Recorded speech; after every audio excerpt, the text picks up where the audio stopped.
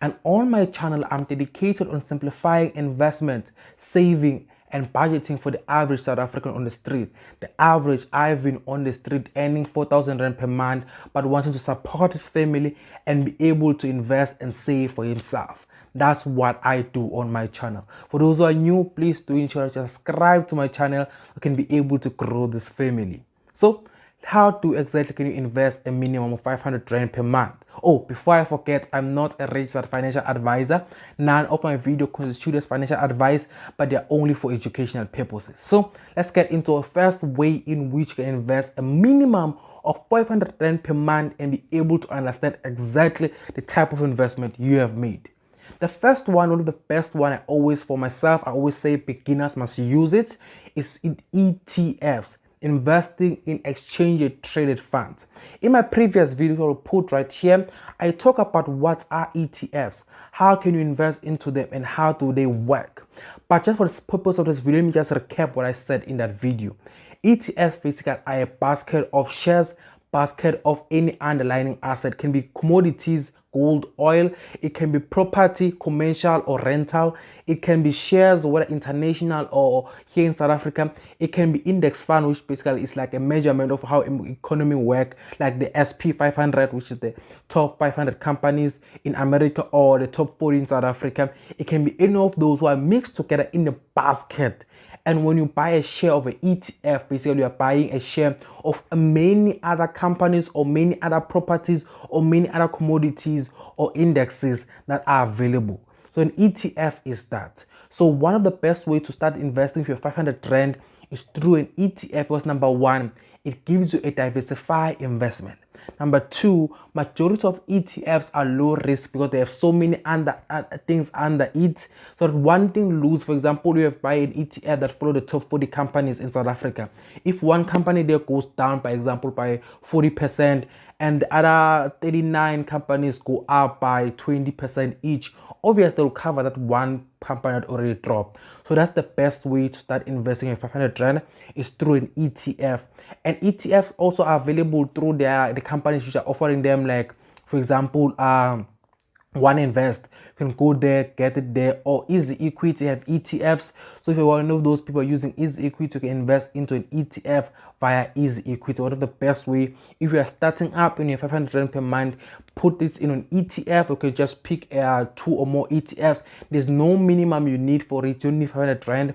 You can even invest in an ETF if you have 500 Rand per month or have 100 Rand per month. The second way you can invest a minimum of 500 Rand per month is through a unit trust. Unit trusts are one of the most oldest and trusted way of investing in South Africa because of one element that sets them apart from ETF or anything else. It's the fact that when you deal with a unit trust, you are dealing with someone who is a specialist in investment. A unit trust is the same as an ETF. A unit trust is a basket that invests in a lot of things under it. You can get a basket of equity, of a unit trust that invests in equities, basically investing in shares, not just one shares, but so many shares. You can get a unit trust that invests in bonds. I know Alan Gray is a unit trust that invests in bonds. You can invest in corporate bonds or government bonds. All of those bonds under it. And when you do pick a unit trust to invest in it, you have a fund manager who's a professional who always knows how to invest. One of the top performing unit trusts last year saw over 87% in growth. I'll put it right here.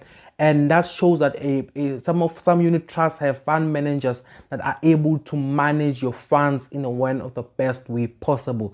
But also remember, the worst performing ones saw over 42% in loss. So there's also risk that comes with unit trust. So take that into mind when you go into unit trust. The third way in which you can invest a minimum of 500 Rand per month is through individual stocks. One of my closest friends invests into 3 stocks. His entire portfolio is made of only 3 stocks. Every single month, those 3 shares, he top them up with 100 Rand each every single month. And that for him is a working formula. So if also yourself are looking to invest a minimum of 500 Rand per month, you can pick the best shares for yourself invest into them and hold them for long term. You can top them up by topping them up, meaning that every single month you add and buy more of those shares and hold them for a long duration of time, and over time you can see that. I have a video which I'll put right here that I explain how myself I pick shares. So if you're looking to start investing to shares and looking at how you can pick shares for yourself, watch this video and understand how exactly you can pick shares to buy into. So that's how you can invest into shares. Is equity one of the most simplest, one of the most easiest way you can access JSE shares or the New York shares and buy them, and you can pick them. There's no minimum cost. For example, a share can cost, one share for Capitec is now 1,400, but with 500 rand you can get a fraction of those shares, and some other shares go for like 200 rand, some shares go even lower than that. You can buy as many shares as you want with your 500 rand and invest for long term. The fourth way in which you can invest a minimum of 500 rand is through robo advisory apps. Robo advisory apps, for example, like the Frank app or the Stash app, they give you access to investment while also being able to advise you on how to invest your money. A Frank app, I know it does what they call risk assessment. So basically you answer a few questions, and based on those questions you can be able to be told how many risks are you willing to take, or what risk level can you take, and for that you can invest in different forms within the app. So the app does those risk assessment for you, and you can invest in it based on those risks. The Frank app has two forms of investment under it, which is an ETF and also a money market of Ireland grey. So basically you're not given that much freedom in terms of where you can invest. But for someone who's starting up, it's very easy, good to use apps such as the Frank app or Stash. The Stash app is by Liberty, and it allows you, it's using tax-free savings account. It allows you to invest money into the Johannesburg stock market, the top 40 companies in the Johannesburg stock market. So every time you put money in the Stash app, the app itself and I invest for you your money in the Johannesburg stock market, but it's using a tax-free savings account, the Stash one.